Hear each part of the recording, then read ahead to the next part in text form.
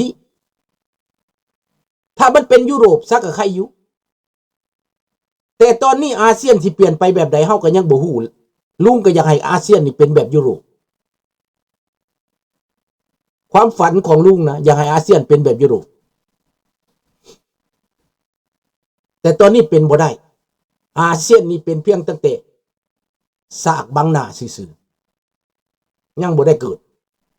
ยังบ่ได้ดีฝ่ายทุนสามานนี่นะหลักคิดเขาคือให้มีสัญญาสัญชาติเชื้อชาติว่ากันด้วยผลประโยชน์ใช่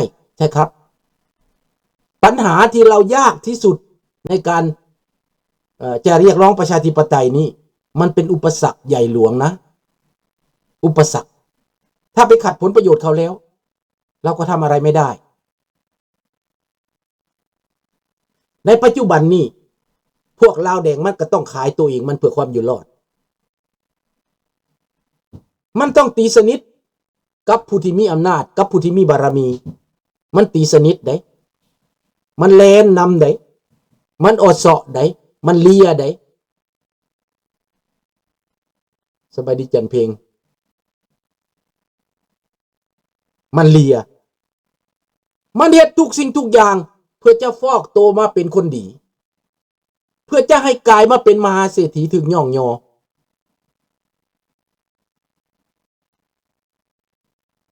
นั่นแหละ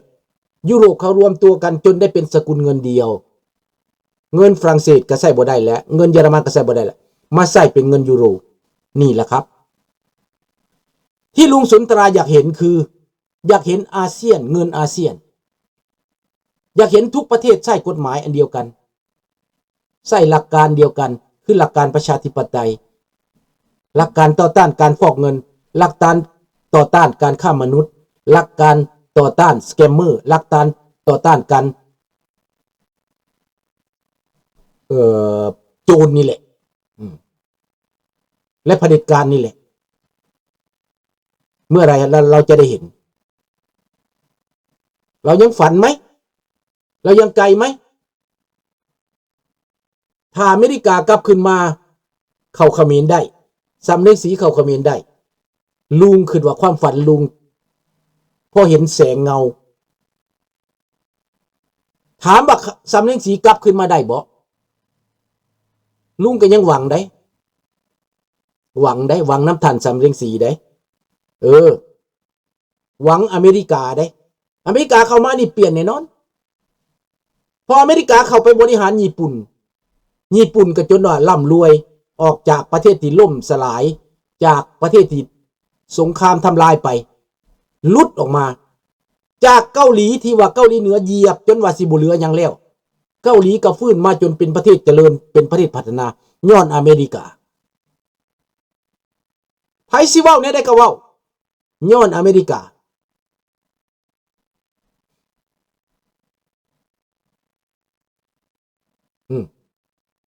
หรือว่าบ่แม่นบ่ถามมึงดูประยุนไล่พิจารณาดูสิถ้าว่าเขมรอเมริกาเข้าไป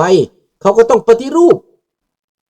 คนเขมรที่ไปอยู่อเมริกาเป็นสัญชาติอเมริกาแหละเขาก็ต้องมาปฏิรูปประเทศเป็นไปได้ยากครับตราบใดเกลเวียดนามยังเป็นเป้าหัวลาวแดงเขมรแดงอยู่อันนี้ถ้าอเมริกามาแหละเป่าก็บ่อยู่มันเป่าบ่อยู่เวียดนามก็จะหมดอิทธิพลไปเหมือนดังโซเวียตที่อเมริกามาแล้วมาโปแลนด์มายุโรปอิทธิพลของโซเวียตรัสเซียก็หมดไปกาเกียวก็ถูกทิ้งไปเดี๋ยวนี้กำลังทิ้งอยู่ในเบลารุสยังทิ้งอยู่ในหลายๆประเทศกำลังทิ้งอยู่นะอันนี้แหละก็ขึ้นกับคนในภูมิภาคเข้าใจไปด้วยนายใครนายมันหนุนปัญหาสำเริงสีคือไม่มีทหารฝ่ายความมั่นคงหนุนหลังไม่เป็นไร สำเร็งสีมีอเมริกาหนุนหลังมีนาโต้หนุนหลังทหารเขาก็เอาใหม่ได้เขาก็เอาทหารพวกนั้นแหละเขาจัดการเงินเดือนเขมรเขาก็เปลี่ยนไปเขาก็คนนะแบ่งหลายประเด็นก็ตามนานาชาติเขาจับหัวมันแหละจับหัวหน้าใหญ่แล้วจบโลดจบพวกใดบุดีเขาเจาะเขาเอาเข้าบัญชีเขาตอนคอกไปคอกมันหันมันจะกลายบ่มีคอกแล้วต่อไปนะลุงคิดว่ามันต้องเป็นอย่างนั้นแบบสมัยก่อนของยุโรปเนาะแต่ว่าเอเชียนี้ขึ้นกับว่าโดนัลด์ทรัมป์มาโดนัลด์ทรัมป์เดินได้คันโดนัลด์ทรัมป์เดินได้ลูกว่ามีการเปลี่ยนแปลงมากที่เดินนี่มาโกโรบิโอโดนถึกแล้วเดินถึกแล้วมาถึกทางแล้วเงินที่จะไปเลี้ยงบ่สำเร็งสียึดเอาเงินของพวกสแกมเมอร์ยึดเงินแล้วก็มาให้สำเร็งสีเงินหลายพันล้านกลายมาเป็นอำนาจของสำเร็งสีให้รัฐบาลสำเร็งสีแล้วพี่น้องถ้ายังมีพรรคเดียวก็ยังเป็นเผด็จการอยู่ไม่ใช่นะเบื้องต้นเขาอาจจะมีพรรคเดียวก่อน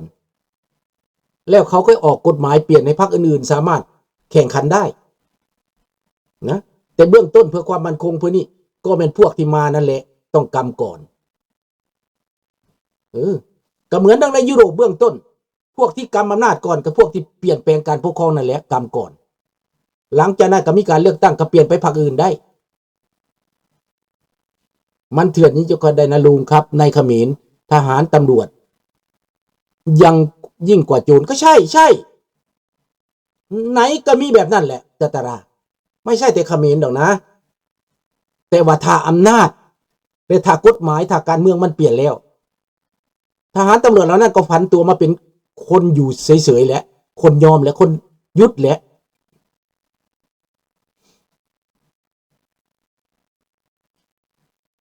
เป็นอย่างลาวคือตั้งพรรค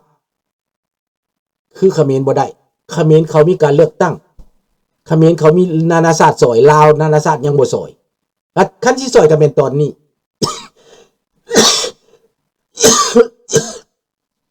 ตอนที่ว่านานาชาติยอมรับราชวงศ์ลาวนี่นะตอนนี้มีพรรคการเมืองที่มันพรรคได้ก็ตามลุงขึ้นว่าเขาไปร่วมมือกับราชวงศ์ลาวก่อนคุมอำนาจทางการเมืองคุมกฎหมายก่อน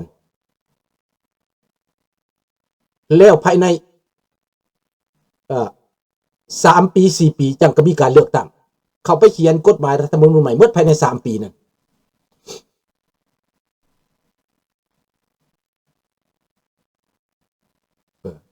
กับพรรคอยู่นอกประเทศกับพรรคราชวงศ์นั่นแหละเพราะเพิ่นนำก่อนดิในปัจจุบันนี้เราต้องอยู่ภายใต้การนำของราชวงศ์ก่อนสั่วข้าวเด้หลังจากนั้นราชวงศ์ก็เซ็นอนุมัติหลังจากเขาเขียนรัฐธรรมนูญในการบริหารในการตั้งพรรคการเมืองในการบริหารประเทศชาติแบบใดเขาเซ็นผ่านสภาผ่านการประชุมกันทุกฝ่ายแล้วก็เสนอขึ้นไปผ่านราชวงศ์ผลเซ็นให้แล้วก็มีการเลือกตั้งคันผู้ใดได้กับผู้นั้นและปกครองก็เท่านั้นจะยากจะง่ายก็เป็นถึงกันกับว่าการเมืองภายในแล้วบัดนี้แต่มหาอำนาจนี่เขาต้องเข้าไปเบิ่งให้ก่อนก็แบบญี่ปุ่นหลังจากที่อเมริกาทิ่มระเบิดนิวเคลียร์ใส่แล้วอำนาจมันอยู่ที่อเมริกาผู้ใดตัดสินใจได้จะให้ไปเป็นจะให้ไปอยู่กับอเมริกาตัดสินใจก่อนต้องเป็นแบบนั้นก่อนต้องเป็นอำนาจแต่งตั้งก่อนสร้างคนขึ้นมาก่อนได้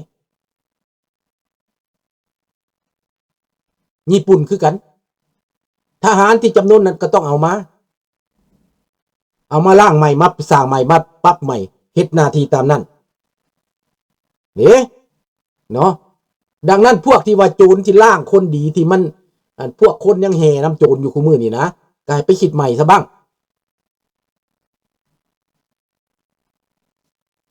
เขมรเขามีเจ้ามาแล้วเขาสถาปนาเจ้าขึ้นมานำกันหมดแล้วฮุนเซนก็ยอมรับเขาตั้งได้แต่ลาวเฮานี่ตั้งเป็นรัฐบาลพาตินได้บ่ ก็อาจจะได้นะอาจจะได้มันก็มาจากเขมรนั่นแหละแบบเดียวกันแหละสไตล์โมเดิร์นเดียวกันนั่นแหละโมเดิร์นเดียวกันนั่นแหละแต่ต้องผ่านดังนั้นโจรที่ปันฟอกเป็นคนดีนี่เขาต้องจับตาไว้เบิด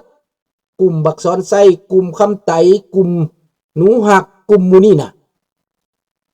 ที่มาอ้างตัวเป็นมหาเศรษฐีกูมือนี่พวกนี่มันโจรปูนศาสตร์พวกนี่มันยึดของเขามาเขมรถ้า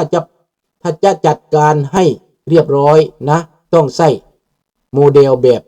ปูตินปฏิรูปโซเวียตโนปูตินก็ไม่ได้แบบนั้นปูตินก็กลายเป็นเผด็จการบ่เอาเขาบ่ต้องการแบบนั้นปฏิรูปมันก็มีกฎหมายมีรัฐธรรมนูญ500 กิโลเห็ดมอสโกแล้วก็แม่นนั่นแหละปล่อยอันนั้นปล่อยให้มันเป็นไปเองดอกกำเขาห้องว่าอย่าฆ่าเพิ่นตัวตายนะลาวแดงตอนนี้ผู้ใดดีผู้ใดบ่ดีเฮาก็ต้องจับสบายดีหลันทดแทนตั้งใจดีๆเด้อพี่น้องเด้อมื้อนี้ข้าพเจ้ามาบอกว่าโจรฟอกตัวมาเป็นคนดี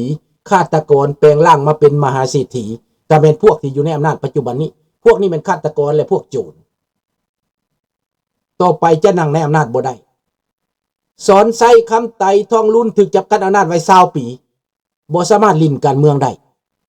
นะอันนี้แน่นอนแหละ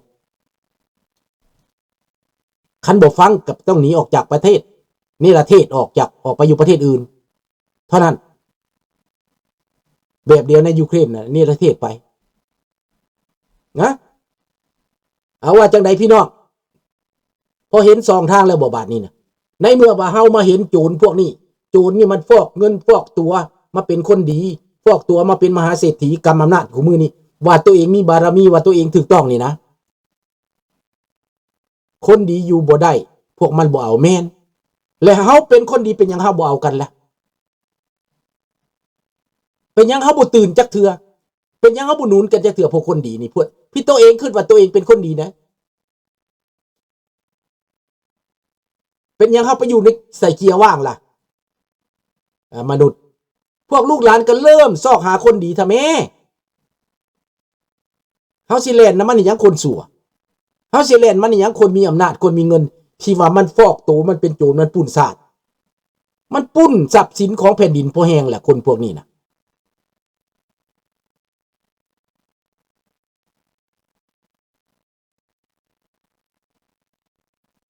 โอ้ซูดานมากับไล่จีนนั่นแหละเนาะลุงก็บ่ได้ไปติดตามซูดานปานใดเพราะว่ากำลังวุ่นอยู่ในปัญหาเอเชียเฮานี่ก่อนเนาะกับรัสเซียก่อนมันสิเปลี่ยนไปเบิดโลกนี่นะพวกที่รัสเซียไปหนุนจีนไปหนุนน่ะเขาสิจัดการเบิดแหละเขาสิจัดการเบิดเพราะว่าคันซั่นโลกบ่สงบได้เขาเริ่มจัดการแก้งนี่ก่อนเขาลงศาสนาบัญกันอยู่เวียดนามสรรพชาติเดินสายลงนี่แหละดังนั้นพวกลูกหลานต้องเตรียมใจได้เตรียมใจเพื่อบรรยากาศใหม่เตรียมใจเพื่อเปลี่ยนแปลงจากตัวเราเองเราจะเปลี่ยนอีหยังก็ตามเราต้องเปลี่ยนจากตัวเฮาเองความเข้าใจจากตัวเฮาเองเริ่มต้นจากเม็ดก้าน้อยๆเม็ดพันธุ์น้อยๆของเฮานี่เม็ดประชาธิปไตยเม็ดหนึ่งหวานลงดินต้องแตกหน่อต่อเจ้ามาเยอะหลานบ่มักคนเอาเปรียบคนอื่นถ้ามีประชาธิปไตยแล้วการเอาเปรียบคนอื่นมันก็ยาก